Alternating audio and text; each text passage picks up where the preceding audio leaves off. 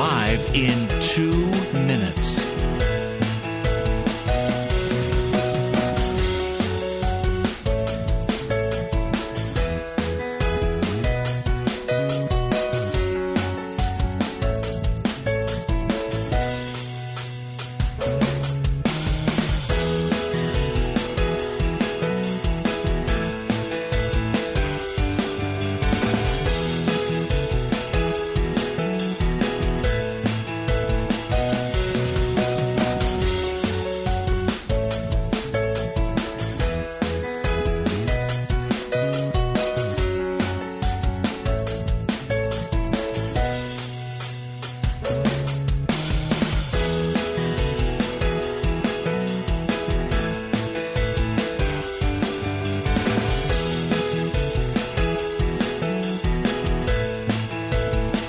Lynn Cullen live in 1 minute.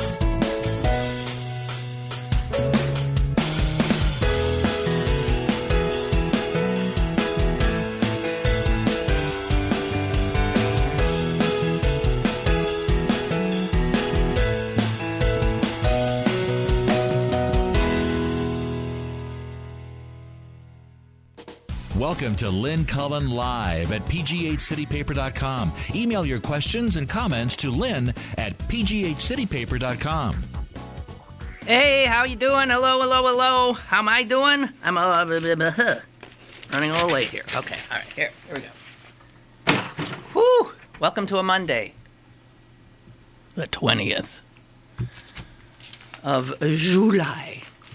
And there's actually some blue sky out there. Oh, that's what I want to talk about. So, okay, I'm trying to, figure out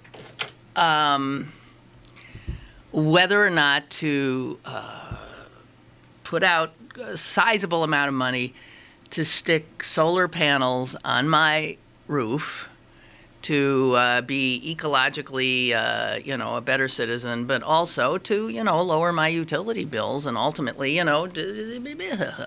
whatever. I mean, it makes sense. I mean, if you could do it tomorrow for nothing, you'd do it, right? So I've been speaking to contractors. I've been doing homework. And I keep thinking about this summer. And how we haven't seen the sun. And I'm thinking, if I lived in Hawaii or Arizona or Florida, it'd make a lot of sense to put because it's sunny all the time. I mean, my God, you'd end up never paying your utility another penny. But here, and I was assured by all the research and all the people that, yes, believe it or not, even here, you can save money. So I saw a statistic that so blew me away that now I don't know what to do. I've lived in Pittsburgh for 35 years. Longer than I've lived anywhere in my life, by far. And I still recall that one of the things that I had the most difficulty getting used to when I came was the lack of exactly what I can see today, I hope for longer than a moment, that color sky, the blue sky. Where I'd lived before, and I've lived in a number of places, it was not an unusual sight. And I found myself really struggling with that. And because, humans, we do require sun, we require vitamin D, we require all that, and it's depressing when the sky is leaden. But I was assured that, believe it or not, the sun did shine in Pittsburgh. I have some numbers here. First of all, how many counties do you think are in the United States of America? I wouldn't have a clue. Thousands. Maybe not as many as you'd think. 3,111 are the number of counties that make up the United States of America. People, of course, keep track of weather, and these counties, all the counties, have been ranked in the order of how much sunlight they get. To say that Allegheny County is low on this list is not quite doing justice. I wish I had a graph. We are absolutely flirting with the bottom. You are living, assuming you're here, in one of the least sunny places in this nation. Out of 3,111 counties, Allegheny just manages to stay out of the, it's, okay, it's 2,941st.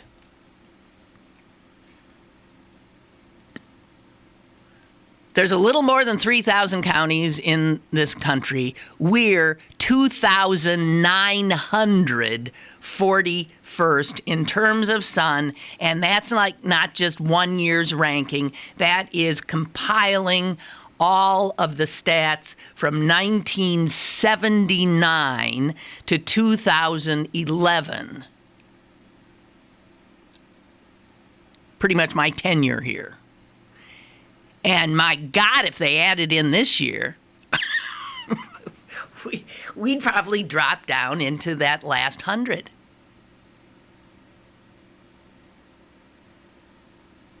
So I have to tell you, I really am backing away from the solar panels. It just doesn't make sense. Sorry. Whoever told me the other week wind power, yeah, I mean, that might work better, but I don't know that there's people putting windmills on their roofs. If you thought it was, I mean, I'm wondering where the hell are these other places? I mean, it is our, it's nothing we did. It is obviously geography that does this. According to the article that I read, it says the problem with us is that we lie just exactly the right place south of the Great Lakes. It's a huge, huge, huge, huge body of water. Nothing like it on Earth. And because of the topography as well, geography, we're screwed. And the other thing I can tell you about this is that if you do not supplement your diet with vitamin D pills, I'm willing to I'll bet you a lot of money that you're deficient in vitamin D, which is really, really important.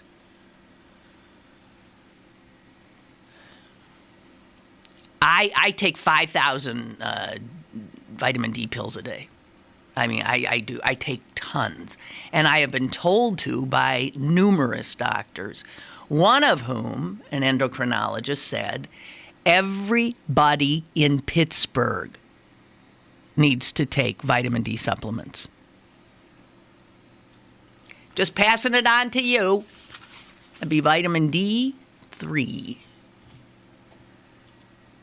Because, I mean, we get it from the sun. You can get it from certain, foods, vegetables.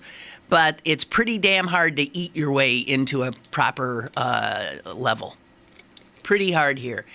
And now, because the sun is considered something that is injurious to your health, I was saying the only possible good thing about living here might be that, our skin cancer rates might be lower. Unbelievable. Excuse me. So, man, I did a lot of reading over the weekend, and it was pretty hard to read anything that didn't start with the words Donald Trump. Huffington Post apparently has decided they will not cover, listen to this, they will not cover Donald Trump in the political, whatever their political have, politics. They will cover him under entertainment because they say that's what he is. He's a reality show star / billionaire / narcissist / attention seeker, and he attracts a lot of crowds, but it's entertainment, it's not politics. I just want to say this to Huffington Post. That's stupid. If a guy is continuing to pull away from the rest of the Republican pack, I don't care what you think. I don't care what I think. A statement is being made. And you cannot disregard what Donald Trump's poll standings say. You can't. We can explain them.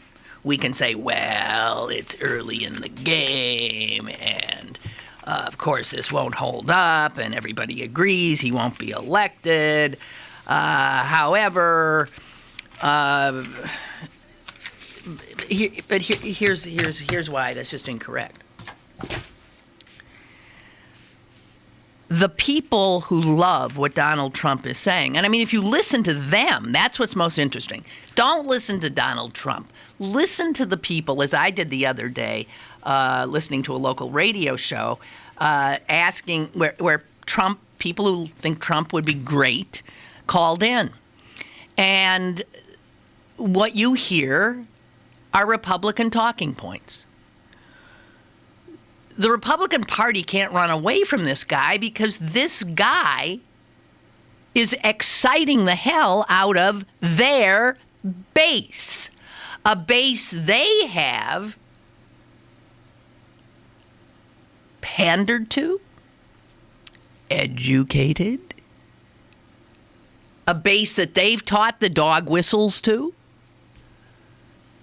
a base that listens to Fox News, a base that believes Barack Obama is not an American, a base that believes that America's might should be militarily displayed, a base who fears immigrants. If you listen to the people who like him and would in fact vote for him, a base that believes in the Republican mantra that the rich are rich by dint of hard work and because they're better than us. The admiration, the people who think Donald Trump would be great as a commander-in-chief because he's rich. And they really have bought hook, line, and sinker the Republican mantra, the Ayn Rand mantra, that he's rich by virtue of his virtues. He's rich because he's a strong, smart man. And they're, whoever they are, because they don't have what he's got. The Republican Party trying to run away from Donald Trump is, yes, I might put that on the entertainment section, because it's funny. This is like Frankenstein's monster. This is their creation. You don't get to 18% in the polls with 5,000 people running if you're not talking to the Republicans. So when you look at who is for Trump, they tend to be working class, lower middle class, alienated, fearful, worried about immigrants taking jobs, if they even have a job, or certainly lowering the wages they are paid. So I'm sorry, Ariana, putting Donald on the in the entertainment section is first of all, it's journalistically incorrect. He is running. He is a candidate. You are making a subjective, journalistically, Huffington Post, you fall flat on your face with this. He's ahead in the polls. He's drawing huge crowds. He is a candidate for the Republican nomination for the presidency. And to banish him from your political coverage is, frankly, is letting the Republican Party off the hook. He's their baby. If the Republicans don't like what they see, well, they better look in a mirror.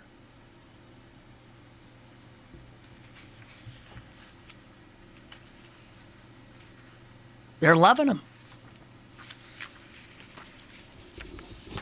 And I'm sorry, that's not a sideshow. Those are numbers. And it's hard to argue with them. So I just wanted to say that about Donald Trump, and I have a few other things to say about Donald Trump. And it's going to be in a similar vein. The Republican would-bes now absolutely clutching at their breasts and nearly fainting by virtue of what he said about John McCain, their hero, their war hero, and former standard bearer. Everybody's thinking this is it. He's done now, because even this ain't going to go over with that base. Maybe that's true, but somehow I doubt it. The outrage you hear from all of the candidates now and everybody else, the Republican pundits, about his dissing of John McCain's heroics is such hypocrisy. I guess politicians rely on our short memories. But I remember the astonishment I felt in another presidential contest when John Kerry, now our Secretary of State, was attempting to become the President of the United States. And John Kerry was a decorated Vietnam War. I think the word hero gets thrown around too much, so I'm not going to call him a hero. He was a decorated veteran of the Vietnam War. Okay? You remember what the Republicans did to him? Do you remember that? When it started happening, I thought, you can't. How could anybody even listen to this? The swift boaters. They took the very act that got John Kerry his medals, and they made him into a coward, it was unbelievable, and it was proven to be lies. But this is where I first learned that what Hitler's great propagandist had said was so true. If you're going to tell a lie, tell a big lie. The bigger the better. Because people will, with repetition, will believe it because they wouldn't believe that you would say it, anything so outrageous, if it weren't true. The swift boating of John Kerry and his inability, his refusal at first to even acknowledge it, and then his inability to beat it back, was part of what doomed him. And the very Republicans who are now squawking at Donald Trump for doing to Don McCain what they themselves did to John Kerry they're hypocrites.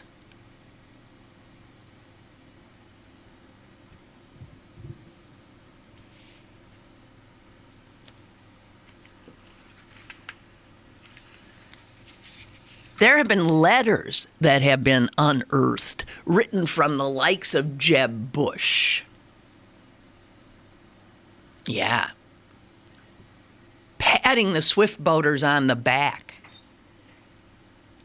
for what they were doing and helping them do it. So these very same people. Also, I heard something interesting on CNN this morning. The original reporting on what John McCain said was actually incorrect, and I heard the audio of it. And strangely, he didn't say John McCain was not a war hero. What he said was the exact opposite. He said John McCain is a war hero because he was captured. I prefer people who weren't captured.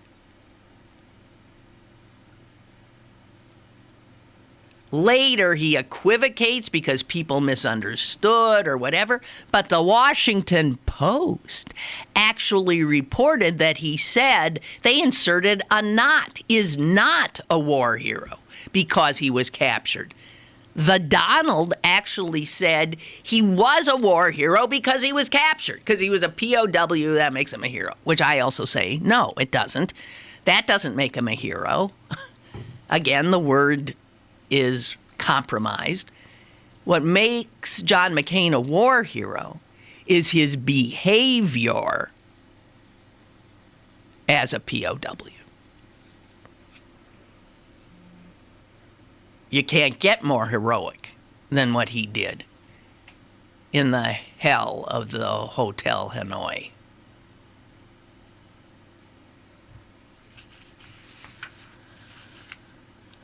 So, just saying. I myself, what do I think of Donald Trump? Well, I think it's pretty obvious what I think of Donald Trump. And I've said it. He's a narcissist. He's an irresponsible train wreck. He's disgusting. He makes my skin crawl. But the Republican base loves him. And for the Republicans to try to shove him off to the side, sorry guys, you created this. You own it. You don't like it?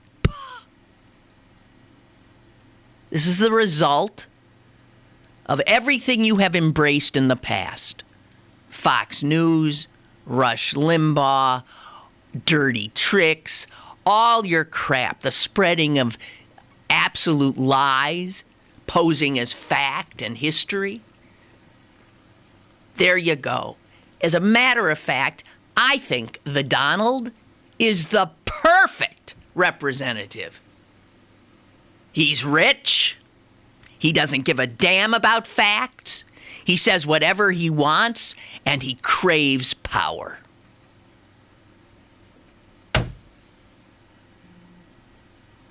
Run him.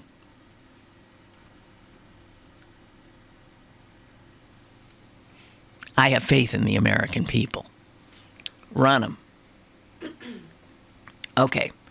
I just want to make sure I can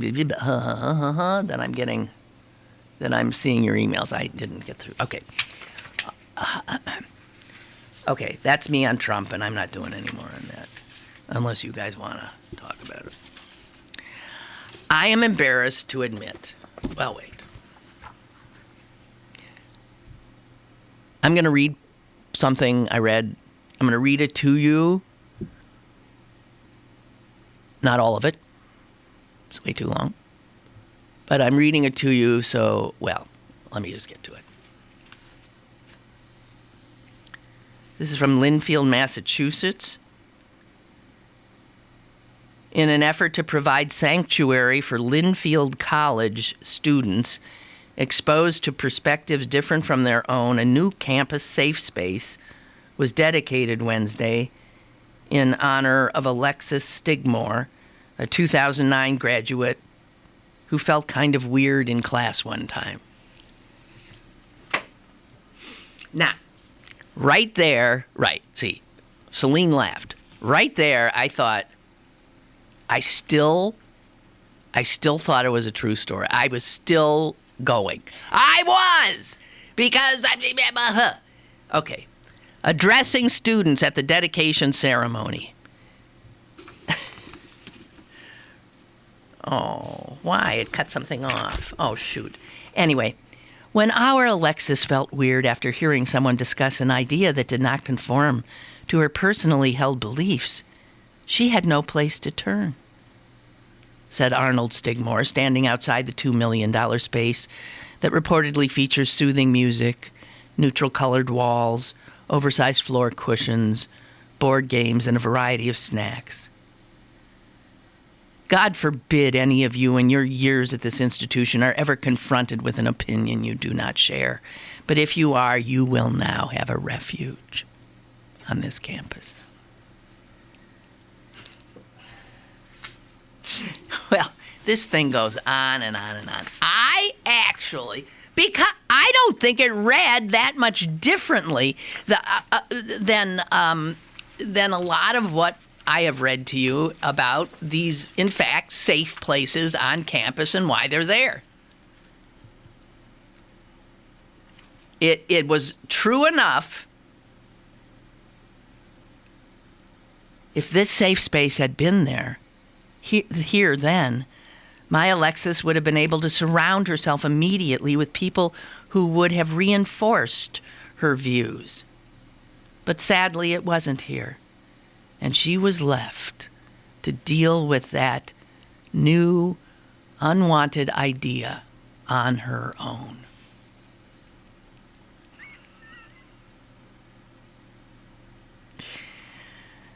Since the family went public with Alexis's story, a number of students have come forward saying they too have been exposed to alternative views on academic subjects, including several who the president of Lynnfield applauded for their recent successful initiative to prevent a mainstream political figure from participating in a debate on campus out of concern that the exchange of ideas might make some people feel unsafe. Now that is very close to what in fact has actually happened a number of times. Anyway, there it is. I actually...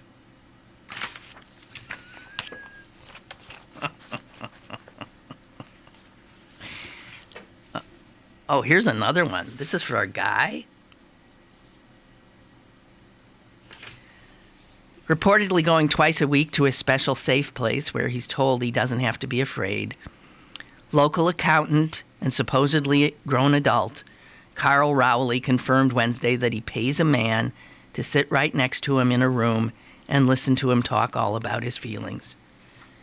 It's really helpful to talk through my issues out loud with someone who has an objective viewpoint, said the feeble approximation of a mature, self-respecting grown-up. I think I'm making a lot of progress. I definitely think it's something every man should try. All right. I'm on it. I'm seeing more Onion headlines. Oh, God bless them. Of course, that was from the Onion. Everyone in the Middle East given own country in 317,000 million state solution.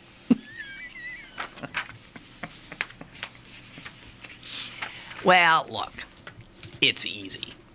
I think the easiest job in America these days is a satirist. Hey, speaking of satirists, I went to a movie this weekend that normally would not be my kind of movie. It's just that I kept reading so many reviews. I thought, okay, I got to go see this. I thought it was fantastic. Trainwreck. I said Trainwreck earlier in the show. It made me think of it. Trainwreck. Now, if you're squeamish about sexual content and stuff, it might not be for you. I don't know. But you'd have to be pretty squeamish, I think. This is the movie written by the now huge comedian Amy Schumer. I wish Christopher Hitchens had lived to see Amy Schumer, because he would have had to eat his words aren't funny. She is brilliant. And she's a satirist, essentially. You don't think she's a satirist? Kinda. What she does in this movie is turn everything upside down about how women and men are portrayed, about the romantic comedy. She uses the entire, you know exactly what's going to happen in this movie because it follows the classic romantic comedy script. The difference is that her woman and her women in this movie aren't like any women you've ever seen portrayed in a movie before. And her men are not like men you've seen portrayed. She does a switcheroo in which the men are acting like what women usually act like, and the women are acting like men. And she also has some big name professional athletes in it who do a damn good job of acting. A big role for LeBron James, who's one of the major characters, and he's just classic. He's classic as what would normally be the female star's girlfriend, only he's the male star's friend. It's brilliant. It's a send-up of all of that crap. Also, I didn't realize this till I got home after reading it. I thought, oh my God. She plays a woman who sleeps with a lot of guys. Doesn't want to commit. And so there's sex scenes. I mean, there's a lot of sex in this movie. She's screwing everything that moves.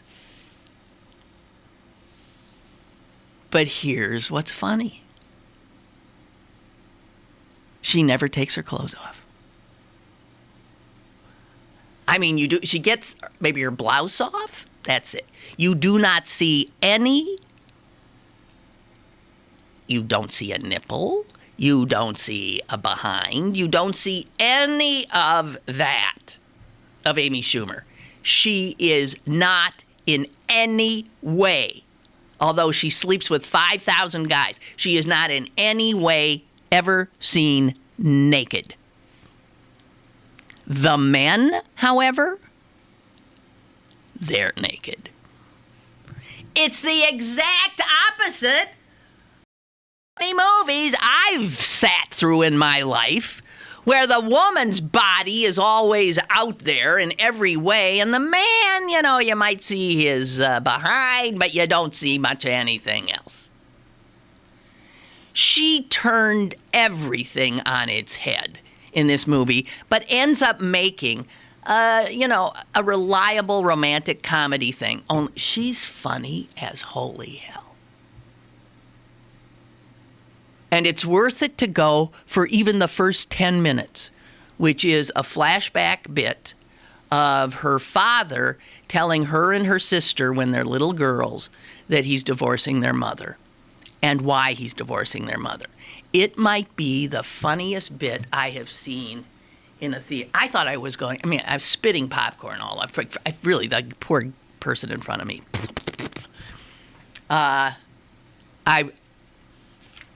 I'm not saying it's Academy Award winner. I am saying you want to laugh. You want to go to that one. God, is that funny. You want to get depressed? Go to the documentary about Amy Winehouse. Okay. I was listening in the news today where they were saying that they've been looking at this guy's, the killer in Chattanooga. Who can keep track of all these locations? Yeah, in Chattanooga. At his, some of the things he wrote, and they were saying that these postings were showing some clear anti-American sentiment. And I was thinking, yeah, if you look through mine, because then they defined it as criticizing the American government. I mean, hell, I'm just saying that if you ever find yourself falsely accused of murdering somebody or something, and they want to make you a terrorist, and they look through your email, I mean, who doesn't find things if people are questioning their government or against this or say something nice about a Muslim or something? I mean, God. That's just apropos of nothing, because obviously the guy was guilty as hell, and now we're finding out also had mental issues.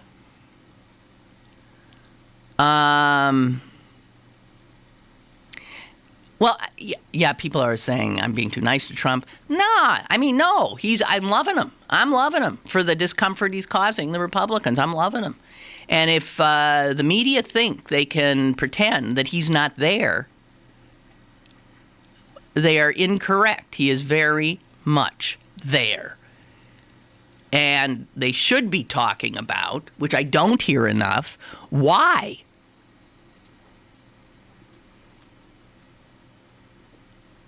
Right? Why? Okay. Can I take a break and clean up this email? I can't tell if you guys are writing me things. I've got so much crap in here, I can't see. Okay? We'll do quick. We'll just do I'll be right back. Kids have the craziest ideas about food. Where do they get this stuff? Like eating Brussels sprouts helps you hit home runs. And eating carrots gives you X-ray vision. It's nuts. And I honestly have no idea where my daughter got this notion that broccoli is the official food of professional ballerinas. Kids, the only reason my 4-year-old loves cantaloupe is because he's convinced it comes from the moon. One small step for man, lots of potassium for mankind. And the other day when my oldest came up to me and said, "Mom, will eating peas and carrots really help me pull off a fakey frontside ollie with a twist?" I look him in the eye and say, "It can't hurt, honey. It can't hurt." Moms everywhere are finding creative ways to help their kids eat 5 servings of fruit and vegetables a day. Get ideas, get involved, get going at letsmove.gov. Brought to you by the USDA, HHS, and the Ad Council. BergBargains.com is your best bet for great deals. Log on today for great deals to the Symphony, Blue Line Grill, and BZ's Bar and Grill. Pittsburgh's best bargains, BergBargains.com. You're listening to Lynn Cullen Live at pghcitypaper.com. Once again, here's Lynn Cullen. Let's see. We got 2 here.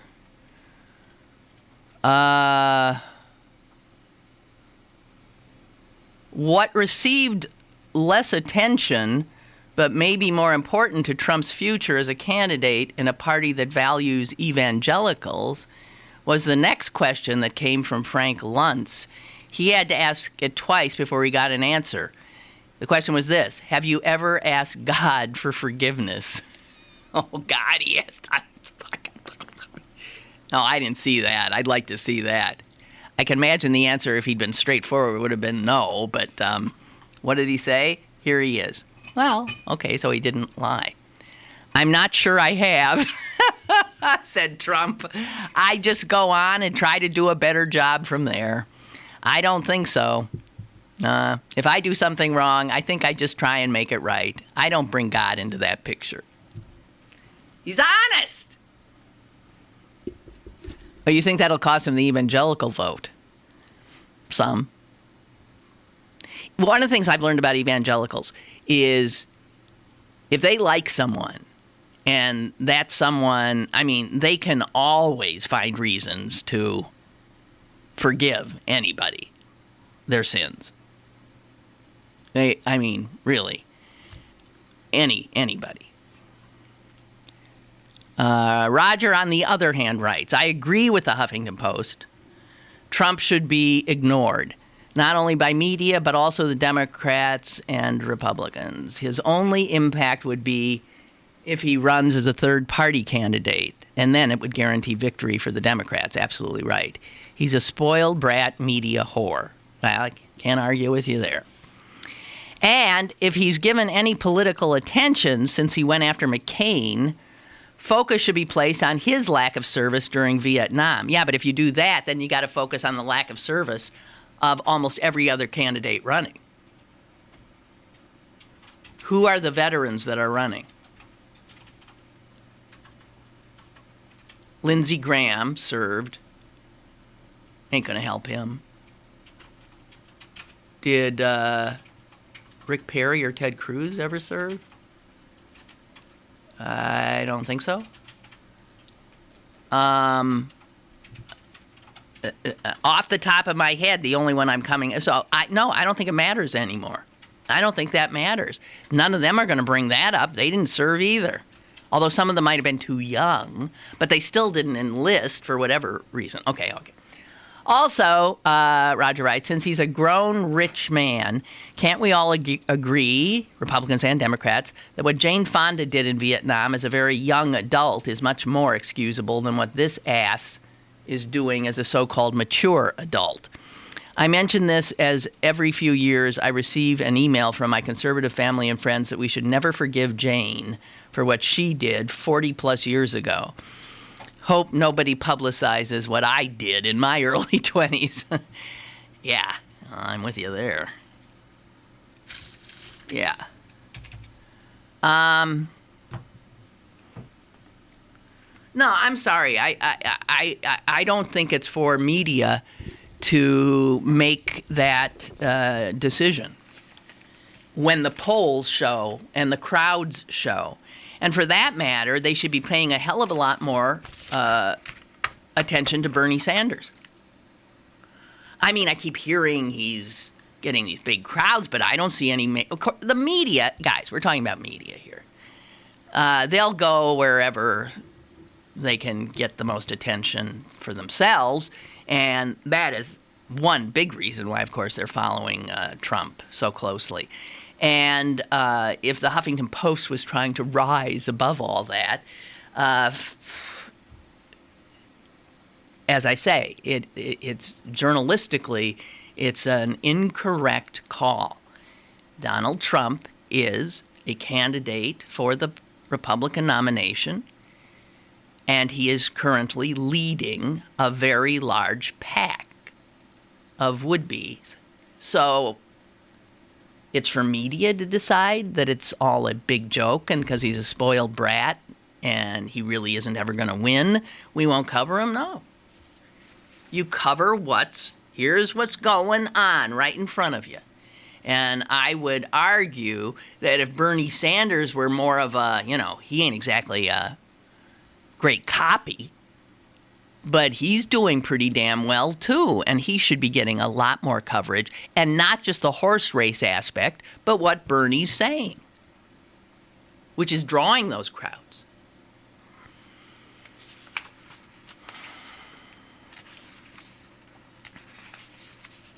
Oh my God, I have a story here that is like so... Why I hate Texas. Here's Exhibit 5722. Is there a way to get through a day without seeing some story about Texas that literally makes you want to resign from the human race? And then there's like pictures of these people, and I'm looking at them. I'm thinking, they look like, those look like Americans. Almost every one of them's overweight. So am I. Almost every one of them is overweight. In this case, they're all white. They're packed into a city council meeting in a small Texas town. They're in a state of terror because word has it that a Muslim organization in their county wants to build a private Muslim cemetery in the county. You should hear what some of those Texans said at this meeting.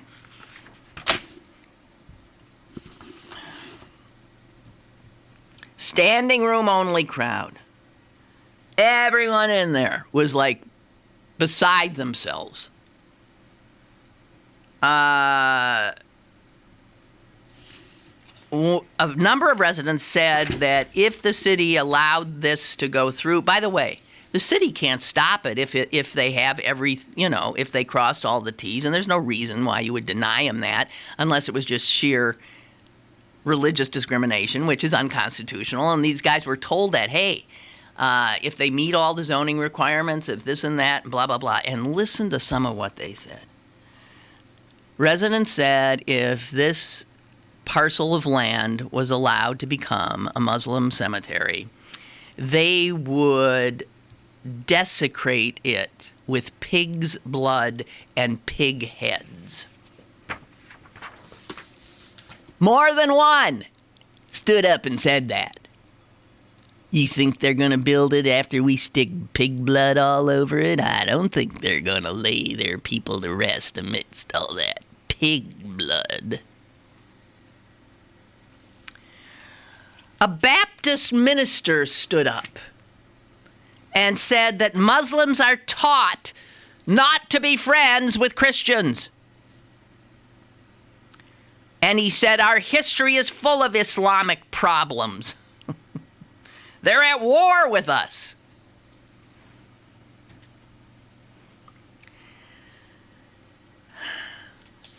Why would any poor Muslim be living in this godforsaken place? Here's another woman who stood up. I do not want my child indoctrinated toward their religion. I do not want to be constantly in view of a mosque.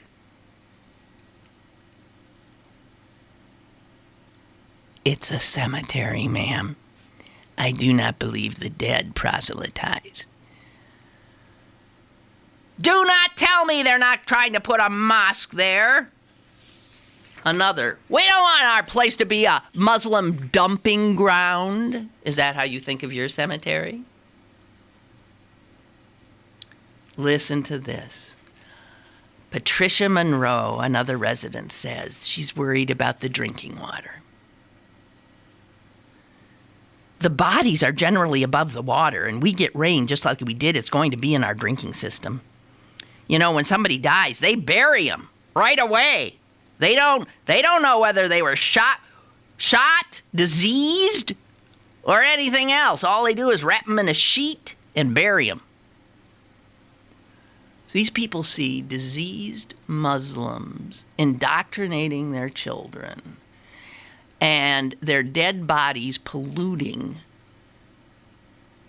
their drinking water. Mont Hendrick said to the CBS affiliate, "We used to grow onions here. We sure don't want to be growing bodies.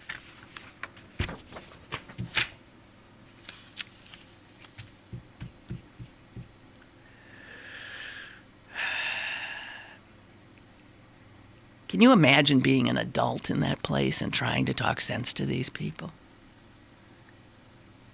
Well, here's what one said. He's the mayor. How the hell he won't get reelected. He said, they are fearful of what they don't understand. And hopefully it's an opportunity for us to learn a little bit more about each other and hopefully dispel some of these misconceptions. Oh, gosh. Mayor, you are toast.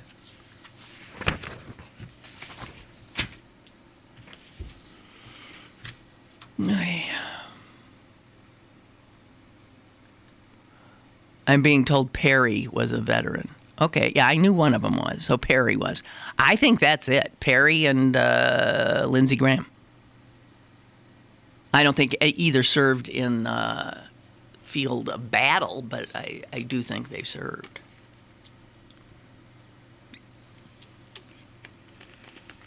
Unbelievable. You know, just for saying at the end of Friday's show that I wished all Muslims, a great end of Ramadan celebration with their families, I got a nasty tweet message. Yeah. What? You guys. I don't know if it was a personal message. I can never tell. We got a call? Hello, caller. Hello, Lynn. Yes.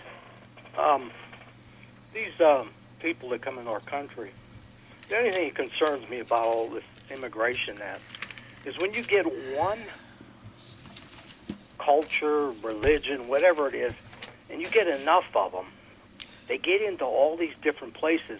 Pretty soon, you're doing what they believe. It seems like it happens in this country. I think it's better when it's a mix, but it doesn't seem to be a mix. It seems to be a big concentration of Hispanics right now. And pretty soon you're going to have so many of them, you'll be doing their cultures. It'll be more tilted to their view. Okay, wait. Because the Mormons do it. Okay, wait. The Mormons are the same way. They take care of their own people and fuck everybody else. That's how these different... And I have nothing against any of those people, but they do take care of their own people. And that's a negative? They take care of their own people? How's that a negative? That's just how they feel. The Mormons are like Jews are like that. My people are like that. We do take care of our own. What's wrong with that? I'll tell you what's wrong with it. How you want to be fair. You want to be, I'll give you an example. I know my neighbor, his son lives in Utah. And these Mormons, his kids go to school. They go to a private school. And the kids, when they go to baseball games, they'll say, well, you're not a Mormon, and they make fun of them. It's if you're not a Mormon, you ain't worth a shit. Well, obviously my neighbor said, if you break down in Utah and you're not a Mormon, you're going to find your own way home because they're not going to help you. I find that very hard to believe. Yeah, his son is a very educated guy. He's the CEO of a company. I've worked with Mormons are all over I've worked with Mormons. They're some of the nicest people and hardest working, wonderful people. Well, yeah, not all anybody's. I think they're all nuts. I just want to say what you said about these people coming over. Wait. They screw everybody else. No. That's what they say about Jews. That's discrimination. What you're saying is discrimination. It's when you take care of, okay, I'm going to hire only Italians. I'm Polish. I'm going to just hire Polish people. I don't give a shit if this guy's has the best credentials or not. It's discrimination. And that's when you get and it always happens. People don't want to hear this. When you get a group of people, you're infiltrated with all those people. Okay, I do not know. I don't even know where to start with you. But I do want to say. I just want to say this. Hey, can I just say this? You say next thing you know, we'll be doing their holidays and stuff, right? And they'll be. Okay. Do you have a problem? I see so many things on TV, and I think the Polish people don't do that. Do you have a problem? I have a hard time when certain nationalities they actually act like they're better. Wait a minute. Do you have a problem with the St. Patrick's Day parade? In a way, I do, yeah. The Polish don't have a Patrick Well, then get a fucking parade permit. But I'm just saying, it's when you get lots of people in the same beliefs, you get screwed out of things. I've seen it when I work places. It's the same thing. Well, I like a mix of people. I think you should hire people on their credentials. They hire them because it's a relative, and they're whether Italian, whatever. It's been doing that for decades. that's human. People can You hire. say it's human nature. It's discrimination. So, and we're supposed to be equal rights and all. We're not. We're full of shit. You, I assume, are a white Christian heterosexual male. Yes, I'm not a Christian. I don't call myself Christian. No. Okay, all right. I was Catholic, but All right, okay. I'm pretty close to Okay. But I mean, so you're used to having your people, your crowd, be in control, right? So No. white males aren't in control. I don't care if it's They a don't woman, a hire man, other white whoever it is. males. I They don't care. Take care of their own. I don't believe in that. I don't believe that when you hire people either. Well, I don't. Apparently, it's against the law, pretty much. But I mean, it goes yeah. on and goes on. And that's why I hate when there's more of one people with cultures, whatever. Why it is, would religion. you? Yeah, okay, but America is made up of the people who have come here like this. It just so happens that right now it's a wave of people from our South America, Central America. They've proven to be hardworking, family-oriented. They're good Catholics. I mean, they're good citizens. Why is that? They just don't speak. They speak a different language. Within a generation, they're speaking English. I mean, I don't know what the problem is. You don't think people now know what Cinco de Mayo is? Is that a threat to us? No, I just Does that say diminish they take us? Over. It doesn't bother me really that bad. It's just that they seem to push their views on you on television. I mean, no matter where, if you're out, you'll see it. But but that says that what homophobes say about gays. They push their views. I don't see any. I've never encountered a Hispanic pushing his or her views on me. Well, we're not in the right state for that. If we were in that state, you would see it wherever they're at. My big problem with the whole immigration is we don't have the jobs, the good-paying jobs. So you want to bring more people into the country to compete with your kids, your grandchildren, whoever it is, already been here, who grandfathers have fought for this country, and you just bring them in and let them compete. I can't see it. If we had the jobs, I could see it. But we don't have the work. That's my big problem. Okay, well, I just want to say you're wrong. We don't. You We are don't have wrong. good jobs. I'm just saying you are part of a long thread in American history that always doesn't want whatever the immigrant population is that's coming in, and says all the things you're saying, and then the next thing you know, they are living next door to you, and you're drinking beer with them, and they're your best friends. I don't have a problem with the people. It's not that. It's when a country doesn't have the jobs, good-paying jobs. Why would you add more people to a problem? You don't have enough jobs for the people here. So let's throw more people into the mix. That is the dumbest. And history has shown that every time we immigrate, the wages go down in this country. But the liberal people don't believe that. It's a fact. Okay. You don't believe it. Okay. I can tell you 100 times you don't believe it. I'm going to let you go because you're upsetting a lot of people. I'm getting emails up the wazoo here. I don't care. I know. I don't care either, but okay, thank you. It's true. It's immigrate. You know how I am. I know like how you are on immigration. Like okay, I appreciate your point of view. Well, I don't. Thank you for calling. Have a nice day. I agree with you on a lot of stuff. All probably right. 90%. Yeah, of the but not time. this. Okay. But those two issues. Well, have a nice day. I hope you don't bump into it. I'm not mad okay. I'm Bye. just telling you my views. I understand, and if people get mad and send little nasty notes, that's okay. Because I don't say nothing about anything anybody says on your show. Okay, that's okay. I never call and complain about any caller. That's I don't true. send you nasty emails. No, about that's them. true. That's true. That's I true. don't care. That's their point of view. If they can't take somebody's point of view, then maybe they shouldn't even listen to you. Okay. Goodbye. Goodbye.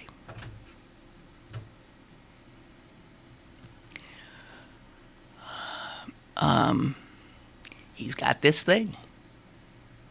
Wow. Okay, Ray writes, the Irish coming here took care of their own. Yeah, that's what immigrant communities do. What are they going to do? Of course they do. No one's forcing Gaelic on you. As someone who married into a Mexican family, Ray writes, it took them longer to get over the blue-eyed Irish at the parties. It helped to be willing to drink tequila in the sun. Your caller sounds like he would have turned up his nose. He would have missed one hell of a good time.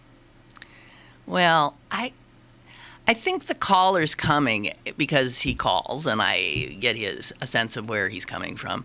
He really is calling from that last thing he got onto. He's fearful about jobs, and he feels like, why, when we can't get good jobs ourselves? I understand, but no. This is, what he said has been said of every immigrant group, and believe me, much more.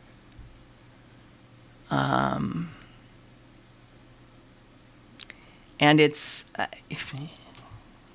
far be it from me, but it's just wrong. What the caller evidenced was religious bigotry in regard to the Mormons, who didn't come here, they were here. Those are full-blooded Americans as much as he. And, part of the beauty of America, I have little doubt that the strength of America is because we ingather, because we take in and we take on other cultural expression. That American culture is this, we're the better for it. Yeah, there's some negatives to immigration, but mostly we're the better for it. Without a doubt. God knows I am. When my grandfather and grandparents came here, there were a lot of people who didn't want that riffraff on these shores. I'll tell you that. And they sounded like the caller.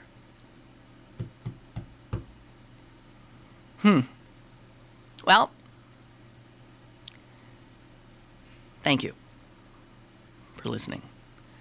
Susan will be here tomorrow, and I hope you have a nice day. And my God, the sky's still blue. Bye.